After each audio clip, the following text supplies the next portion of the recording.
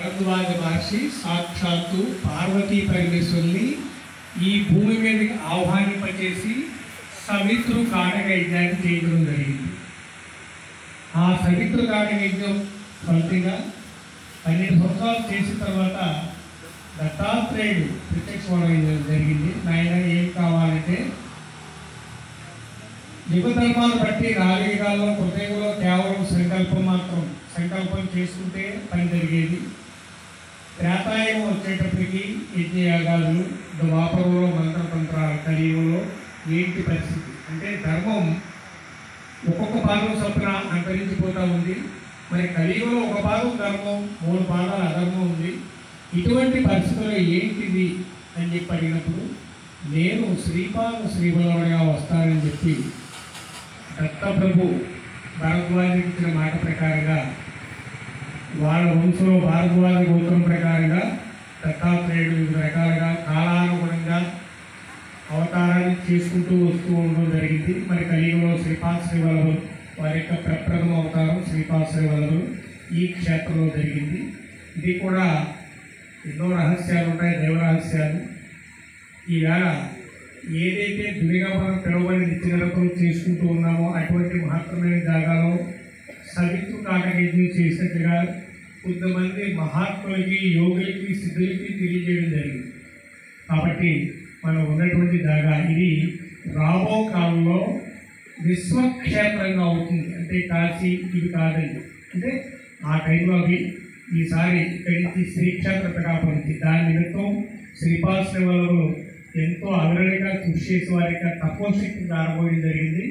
తర్వాత వారు 16వ సంవత్సరంలో ఈ క్షేత్రాన్ని వీడి కాశీ, అదేవిధంగా హిమాలయాలు, దాని తర్వాత గిరినార క్షేత్రం, ఆ విధంగా అలా వస్తూ గోకర్ణ క్షేత్రం, ఆఖరిగా కురుపురం క్షేత్రానికి ఇచ్చేసి కురుపురంలో కూడా కొద్ది కాలం ఉంది. వారి యొక్క 30వ సంవత్సరంలో కృష్ణానదిలో నడుచుకుంటూ వెళ్ళిపోయారు. అంతర్ధానం అయ్యారు. స్వామి శరీరాన్ని విడవలేదు, సమాధి అవ్వలేదు, నడుచుకుంటూ వెళ్ళిపోయి అదృశ్యం అయిపోయారు. వారి తర్వాత విశ్వ సరస్వతి స్వామిగా రావడం జరిగింది.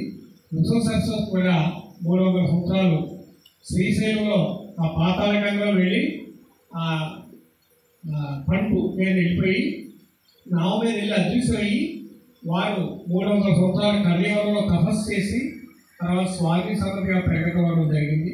వారి తర్వాత మాణిక్య ప్రభు, అదేవిధంగా సాయినాథ్ వారు కూడా వారి వంశావతారంగా దత్తప్రభు. సరే, ఇక శ్రీవల్లభులు వెళ్ళే టైంలో వారి తాతగారు పిఠాపుర క్షేత్రం, అదేవిధంగా అంటే పిఠాపురంలో ఉన్నటువంటి స్వయంభూ దత్తాత్రేయుడు ఉన్నాడంటే ఇక్కడ కుక్కేశ్వర ఆలయం.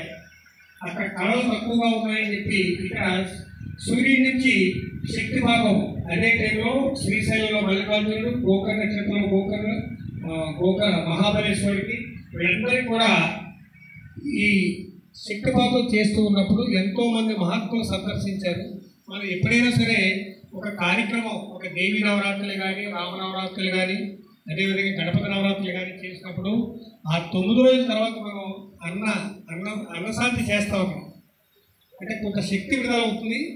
ఆ విడుదలైనటువంటి శక్తి కోసం, ఆ నింపడం కోసం మనం అన్నప్రసాదాన్ని చేస్తాం. అన్నదానం అన్నమాట. ఏంటంటే బాబా గోపాల్ బాబా వారిని రామచంద్రాన్ని అనుమతించే వారికి అన్నం విడివేలా అన్నం పెడితే నేను ప్రసన్నం అవుతానని ఇక్కడ వారి యొక్క స్వహస్తాలతో ప్రారంభించడం జరిగింది.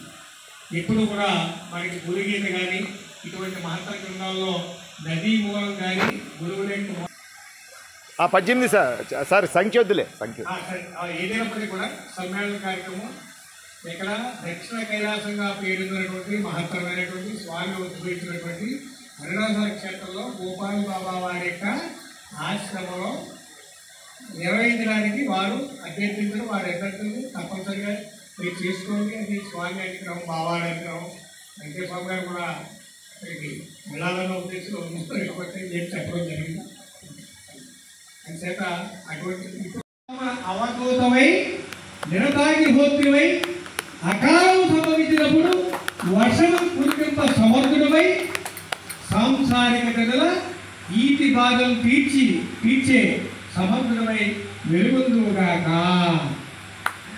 ఏమండి దేవాలయ స్వామి శ్రీపాశ్రవులు జన్మాంతరములందును నా అనుగ్రహం నీపై ఉండును. కడపడి జన్మమునందు వెంకయ్య నామమున అవధూతమై నిరతాగ్నిహోత్రివై అకాలం సంభవించినప్పుడు వర్షములను కూడిన జనుల ఈటి బాధను తీర్చే సముద్రమై వెలుగుందుగాక అని చెప్పి ఆ కుర్రాడిని ఆశీర్వదించారు.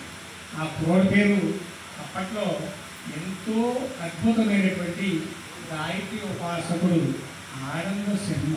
ఆయన పేరేంటండి? ఆనంద శర్మ. స్వామి ఇచ్చిన అనుగ్రహం ఏంటి ఆనంద శర్మకి అంటే వచ్చే జన్మలో నీవు వెంకయ్య నామంతో వర్షాలు ఏంటంటే వర్షాలు కుట్టించడానికి సంసార భాగంలో ఉన్నవాడు ఎవరికి ఈ విధంగా నిరతాగ్నిహోత్రులై అని చెప్పి దత్తాత్రేయుడి అనుగ్రహం జరిగింది. ఈ విషయం కోసం ఇంత అద్భుతంగా మీ అందరికీ తెలియజేయడం కోసం నేనేరా వెంకయ్య పంపించింది అని చెప్పి దత్తాత్రేయుడు చెప్పే విధంగా ఇది తెలియజేయడం జరిగింది. శ్రీపాదరాయ మన రామకృష్ణ గారు చెప్పినటువంటి విషయాల్లో అమూల్యమైన విషయాలు చెప్పారు. గోపాల్ బాబా గారు వరప్రసాదంగా వారు ఇక్కడ విరాజిల్లుతూ మనందరికీ ఈ కార్యక్రమం నిర్వహించుకోవడానికి చాలా మంచి సౌకర్యాలు చేశారు. మన కర్తల ధ్వనులతో వారికి